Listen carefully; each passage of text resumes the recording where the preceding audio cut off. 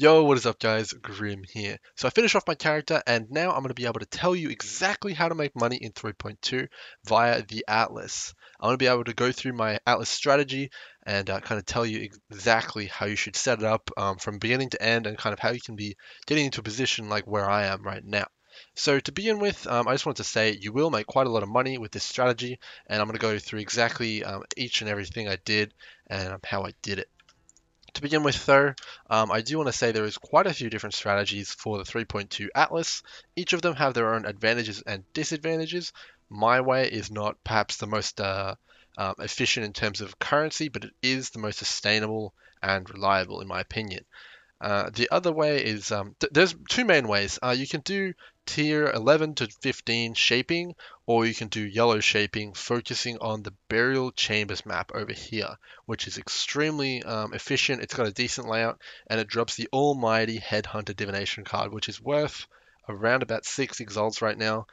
So it's definitely well worth farming up. However, the drop rate of that card is abysmally low, so this strategy is definitely more of a long haul kind of strategy. I think if you're in the game for the long haul, like we're talking like grinding for 2 or 3 weeks maybe, and kind of really dedicated to it, the burial chambers strategy might be for you, and you might make more money overall doing that. But if you're kind of just looking to do like 10 or 20 maps a day kind of thing, generally, unless you're very lucky, you're not going to get a Headhunter Divination card from that. From what I've talked to from people, it ranges obviously massively, but you're looking at around 500 maps, give or take, probably honestly 200 or so. So the range is massive, but it's a lot of maps to be able to get one consistently. So the drop rate is very low from burial chambers. So that's why I didn't go with the burial chambers strategy. Lots of other people are doing it. You can check out their content. I'm going to be talking about my strategy today. So to begin with, I had a lot of trouble starting out, and the reason for that is that they introduced a new mechanic into the game.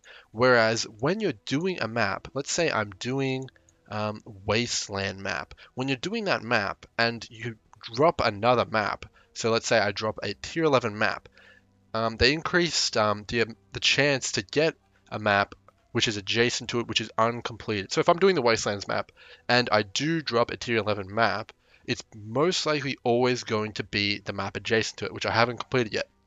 So what does this mean for the shaped atlas strategy?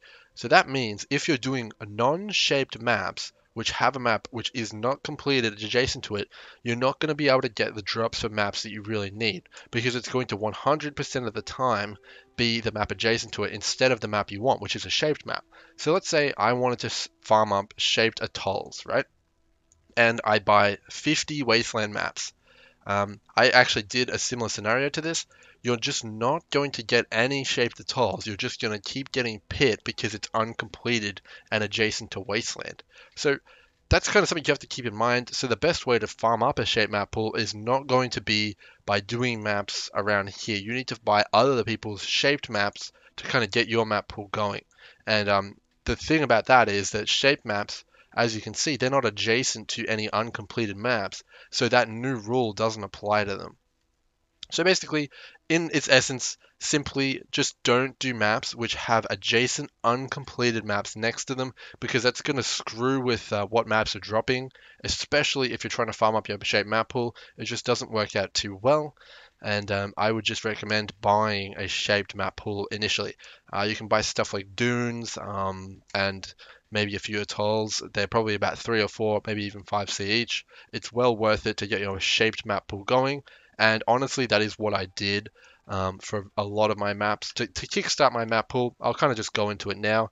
What I did was I initially tried farming up these red maps to try and start off my map pool. That didn't go very well at all. And then I bought about 5 or 6 dunes, it went well. I farmed those up. I got a few returns, and then I think I ran out of maps, and I kept buying them and buying them and buying them until I just eventually got RNG and luck, and I ended up with a map pool as we see here. So when you're doing your shape map pool, which I'll talk about how to set up in a second, it's just all about consistency. Just keep doing it. You will eventually get lucky and get like 2 maps in a map, 3 maps in some maps, and all that kind of stuff. You will get lucky eventually. Just keep doing it. Don't worry, guys. just if you just run out, just buy more. Don't even think about it. Just buy more. That's what I had to do, and that's what everyone's been doing really to get that map pool that you need. Okay, so now that that's covered, the kind of changes to the Atlas, let's talk about the strategy. So initially, I wanted to do Vault Tier 14 and Siege Tier 15, and I wanted to complete all the other maps on the Atlas for the highest Atlas bonus possible. And the reason for this is that in Siege, I wanted to drop Maze of the Minotaur, which is a Guardian map which sells for around 35 Chaos, and that's how I plan to make most of my money in the league. This didn't turn out too well, and I would advise against doing a high tier shaped map strategy. And what I would now suggest doing is something similar to last league, which is a tried and true working method, and it worked again after I went back to it in this league. So what I would suggest doing is completing all of the maps tier 1 to 10, including unique maps. So all of the whites, all of the yellows, and then just stop. Don't complete any more maps. Don't do any of the tier 11s, 12s, 13s, or 14s, or 15s. Don't do any of those. You can complete red unique maps. So what is this going to give you? It's going to give you a decent Atlas completion bonus, as you can see here, and it's going to give you 3 Sextants to play around with, which is actually plenty. You don't need 4, you don't need 5. 4 can be nice if you're doing burial chambers, but we'll get into that later. That's a little bit difficult to get, and it requires quite a lot of currency, patience, and RNG. So 3 Sextants is just fine. You don't need many more than that. You can achieve a lot and make a lot of money with 3. So now, what am I doing? Now I've completed 1 to 10. How am I getting my shape map pool? What am I shaping? All that kind of stuff. So you do have quite a few options, and all of it is going to be dictated by where you decide to put your Elder and Shaper influence on the Atlas. So in patch 3.2, Elder and Shaper influence is way more important. Because Sextants have been hit by the massive nerf bat, they're nowhere near as good, and they're a lot more inconsistent. And with solo play, you don't want to be using anything but white Sextants. And the reason for that is you're just not going to make enough money off of the map solo to make sure you're getting your returns. So I think it's probably fine to use white Sextants at this time in the game. They're quite cheap, and you can kind of make some money off that as long as you're running Magic Find. And obviously, if you add in some team members to that kind of party, you're going to do quite well and get quite a lot of returns and pay for those Sextants. But in terms of yellows, you don't want to be using them solo. You're just going to throw all your money in the toilet, and it's not going to be good for you. So why is this important? Because influence is free. We just get it automatically. As long as you manipulate your Elder and Shaper influence correctly, you're going to have basically free Sextants. So Elder and Shaper influence, I would estimate is around 1.5 to 2 Sextants worth of monsters or modifiers in the right kind of situation. Obviously, stuff like the null portals from Elder are extremely good, and boss modifiers from Shaper and stuff like that are extremely bad. But you get the kind of idea. You're getting a Sextant modifier on there basically every time. So the influence is massive. So if you don't know how influence works, you can check out my other videos on my channel. But yeah, you need to understand how this mechanic works and use it to your advantage. So why does influence influence how we shape our atlas? Kind of a double word there. The reason for that is because you want influence on as many of your shaped maps as possible. So when you're choosing which maps to shape on your atlas, you want to make sure they're all pretty much around each other, or have as many of them around each other as possible. That'll give you maximum gains from your Elder and Shaper influence. Because let's say I chose to shape Atoll, Plateau, and then some maps down here. I'm not going to be able to have my influence on that many maps, because they're all spread out around the atlas. And generally, you can only cover like a big blob like this here. So you want to try and kind of isolate the area of the atlas where you have your shaped maps, so that you can get Elder and Shaper influence on all of them, or a good decent amount. As you can see, I have Dunes, Estuary, and Siege all kind of under influence of the Shaper and the Elder. And that adds a lot of monsters to the maps, and also some possibilities to get additional map drops. So the null portals from the Elder can drop +1 maps. So if I'm doing Siege, that can drop Minotaur maps or other maps. And they drop a lot of maps pretty often. Like, I've noticed that the null portals drop like tons. And another important thing about influence, sorry to go off on a little tangent here, is that it drops the new divination card for breach items. which a lot of people don't know. I got one of these just yesterday from the portal. Let's see if we can see here what it's called. Breach. Here, no, that's not the one. Basically, it's the one that gives you a random breach item, if I can find it here. I believe it's called the Dream or something like that. Anyway, that drops from null portals. It does seem to have quite a low drop chance, but it does drop from there. 100% I can guarantee that. If I'm wrong, obviously someone jump in, but I'm pretty sure I'm right. I saw it drop from the portal, so that's another reason to have Elder Influence on most of your maps. You'll get more portals and more shots at that, and you can get some very good breach items from this divination card. I'm not sure if it's entirely weighted, but things like Zoth's Blood and the Chayula items are all on the table. They're all counted as breach items, so you can get those from the Elder portals. So now we know we want influence in some area with all our shape maps. So you want to try and get them all together and make sure you're getting those massive gains. So now that we understand where we want to put our influence, why have I chosen the maps that I have?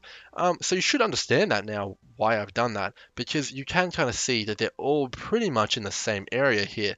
So you want to try and get Elder and Shaper influence on your highest tier maps possible. And the reason for that is that you can get items like shaped elder and elder and shaper items like kind of like these things here, and they sell for a lot of currency, specifically scepters and daggers and some pairs of boots and stuff like that. Mainly scepters and daggers though I've found, and rings and amulets and stuff like that. So rings, amulets, scepters, daggers, those are the main ones I pick up. Sometimes quivers as well can be quite good. You're looking at around anywhere, honestly, between like 2 or 3 exalts all the way down to 10C for some of these high item level items. I generally look for item level 80 and higher on those items, and they sell quite well. Obviously, the base does count, it really is important, but things like item level 80, 4 scepters, and 80 scepters, they sell for quite a lot right now. It's obviously day 6 right now in the league, so that could be why. If you're watching this in the future, maybe it's not going to be as lucrative, but I've made a lot of money off those. So it's very important, again, can't emphasize enough, to have influence on your map, specifically the high tier ones. So as you can see here, I've got tier 12, 14, and 15 in influence. So that's kind of what really pushed me towards shaping the maps that I did. And the maps that I did shape are tier 11 as Atoll, tier 12 as Dunes, tier 13 Infested Valley, and tier 14 Estuary, and finally tier 15 Siege. So those are the 5 I chose. Atoll is very good. It drops Spark and the Flame, and it drops the Wind card. 100% confirmed that the Wind is still there. I've had 2 today. I haven't had a Spark and the Flame drop yet, but I haven't run that much Atoll because it is currently bugged. It crashes when I zone in, but I'm pretty sure that they would have left it there. I don't know for 100% though, so if anyone knows, definitely confirm in the comments for me. Dunes is quite good. It drops the Earth Drinker card, which can be handed in to get a random granite unique flask. Rumies isn't worth very much unless you get a very good roll, but the Lion's Roar right now on day 6 is still worth money. I think it's around 10 or more C. Not bad for divination cards. And then tier 13, I ran Infested Valley here. As you can see, it's not in my influence. That's not a problem though. I couldn't get them all in there just because of the way Elder was positioned on my Atlas. But it's fine. It's a very good layout. It's very quick, and it doesn't have too much to shield charge into, so that's why I like it. In an ideal world though, you would shape Shore. But I can't do that because my Elder Influence ping pong for Dunes would be ruined if I took off my the Guardian off this map. So in short, basically, you can set up a really perfect atlas by having Dunes, Shore, Estuary, and Siege, and having influence on all of them. That's the dream, but it's very difficult to pull off.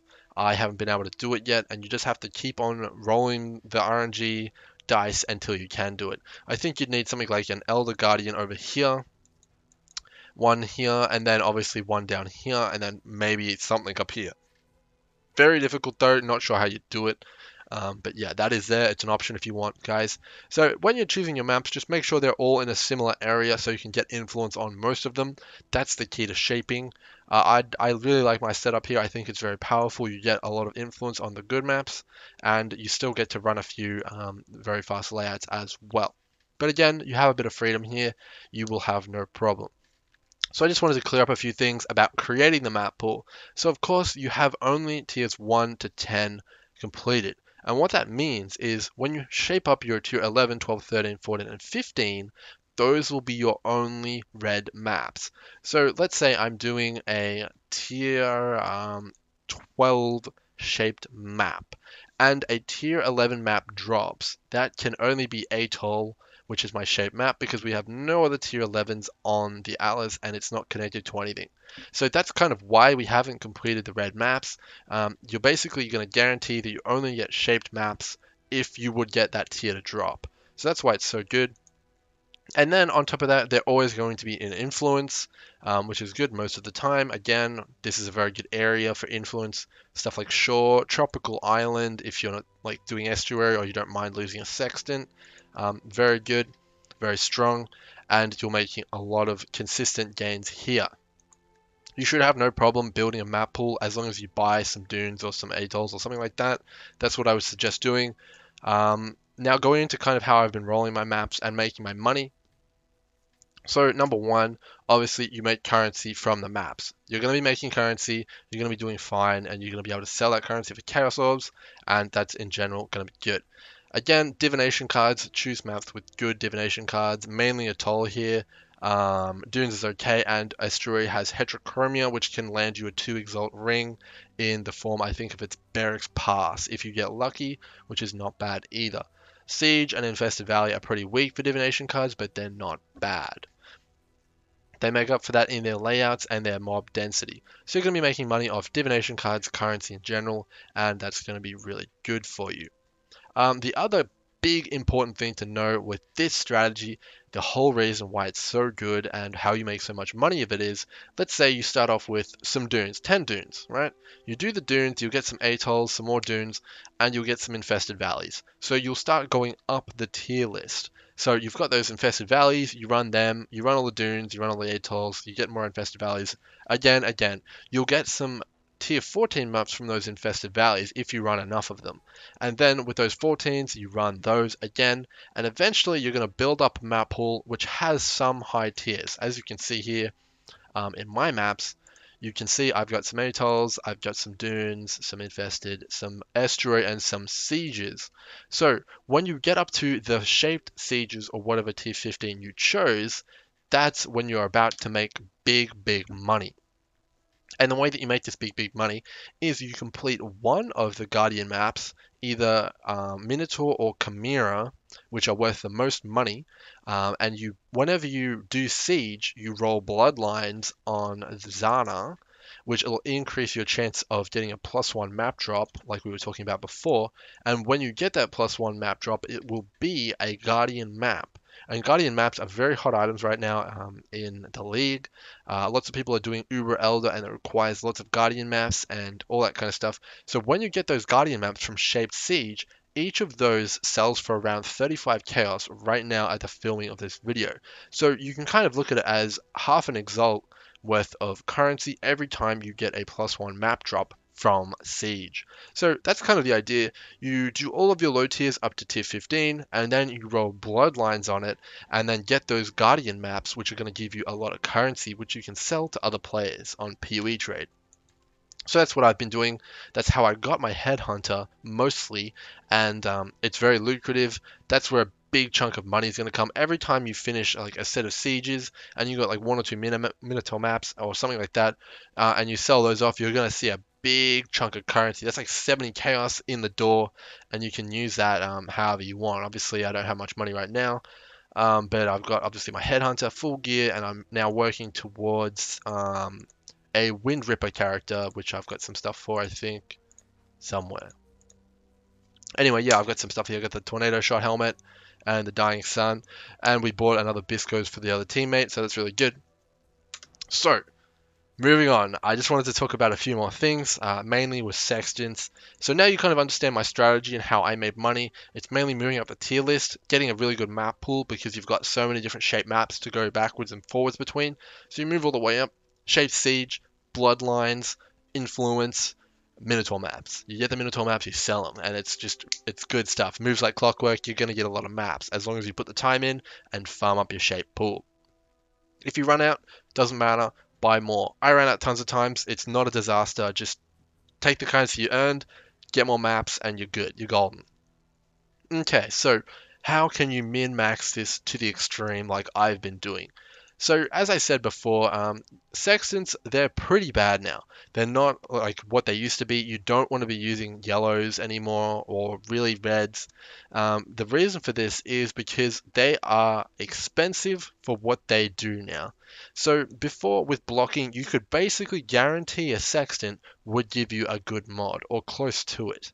That is definitely not the case now. When you're rolling your maps, there is a high chance that you're going to get very, very bad mods, which are useless, and you'll need to use another sextant on those to roll over them.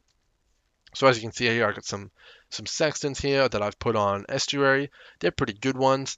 So when I'm rolling on maps now, I have pretty much a 50% chance that I'm going to need to re-roll it and put another mod on there because there's so many bad mods in the game now and you can't block any of them.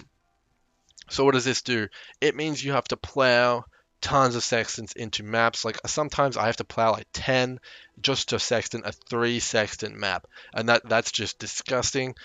So if a sextant costs 2 chaos, I think is what yellows cost now on PoE trade or something like that, then I just spent 20 chaos on 3 maps. So if you're a solo player, that's a no-no. You're not going to be making any money at all. You're not going to make 20 chaos from 3 maps unless you're on the phone to Chris Wilson and he's giving you free drops. It's just not going to happen. So yellows, for the most part, are off the table unless you're some crazy map farmer or something like that. I don't know. I've heard of people using reds on Guardian maps, but I don't know how they make money off that. It's pretty crazy to me. So yeah, yellows, you don't want to be using them as a solo player unless they come down in price or there's something I'm missing. So yeah, how about whites are good? White sextants are fantastic, and you can whack them on Atoll as a solo player. So I'd recommend white sextants on Atoll, and then the rest, no sextants. You can put them on Siege. The potential to make money from Siege is massive, just because you can get those Guardian maps, and they should pay for the sextants, hopefully. And obviously you're putting bloodlines on there as well, so Siege can be quite expensive to run, but generally it will be worth it for you to put some yellows on there. So I guess overall what it's going to be down to is influence on everything you can, run white sextants on Atoll, and then all the rest are nothing, and then on Siege, yellows if you can, and then bloodlines as well for those Guardian returns, which are really fantastic. So that's kind of going to be the gist of it. In terms of rolling maps, a lot of people ask me with do I roll for pack size or anything like that with my alchemies?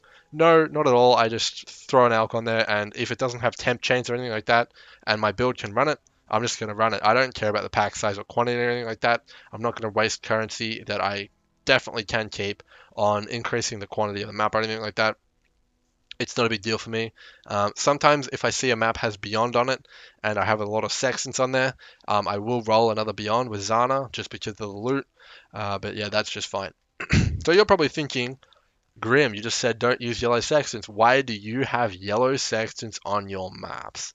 So there is a workaround for this, and I think it's the best way to play, but it's not available to everyone. I know that, so I haven't really just included it as part of the strategy here. I've deliberately excluded how I play from this strategy because if I was playing solo, I wouldn't be doing this. If I was playing solo, I'd be doing exactly what I just told you. However, if you have the potential to group with others, you can make a lot of money from Sextants right now and just in general from the mapping process. So right now, how I've been playing the game is I will play with 1 or 2 core people and like a support or another DPS, map clear or magic find character, and then I will go to my Discord server and I will say, does anyone need experience? And what I mean by that is they can come into the group and follow along with our party, and they will do what's called leeching experience. So they don't want any loot, they're just there to increase their experience on their character.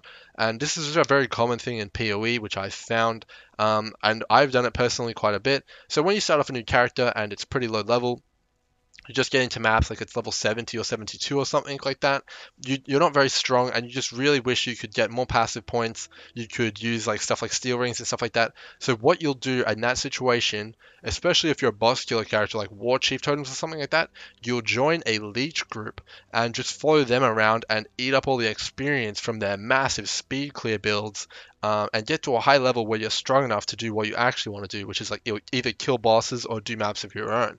So they're basically going to get like 5 or 6 levels every couple of hours if they're low level, and that's really good for them. And obviously, you're getting an increase in loot from the party bonus. So if you can find people who are interested in joining your maps just for the experience, and you can carry them through the maps, you will get a massive increase in loot. Like it's extremely noticeable for every person in there. And what that allows you to do is run yellow sextants, because as you introduce more players and the loot keeps going up, the expenses remain the same and you're not paying any more to have those people in the map. So basically, you're just getting massive more returns and you're making more money and everyone wins. The people who want XP get their XP, you make money, and yeah, that's basically the gist of it.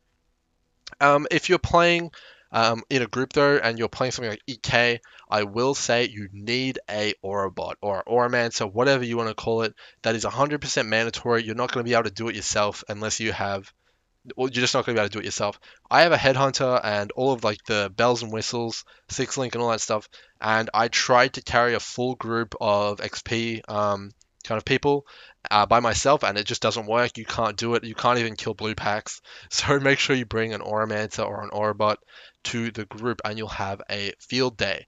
Everyone wins. That's the end of the story with that. So again, you'll get massive returns for that, and that allows you to use yellow sextants effectively. So in terms of chisels as well, I want to talk about them quickly. Those will increase your map drops. I'm not entirely sure if it's worth using them. It's about 1 chaos to chisel a map each. I would say it definitely probably is. So what chisels are going to do is it's going to increase the quantity of maps you get by 20% and loot you get by 20%. However, if you're running stuff like a white map, which doesn't drop much loot, then it's not worth chiseling that. But obviously, when you're running Siege, 20% more Minotaur maps is insane. So you kind of have to pick and choose when you want to use your chisels. I chisel everything because I play with the XP kind of grouping stuff, so I always make my money back on the chisels.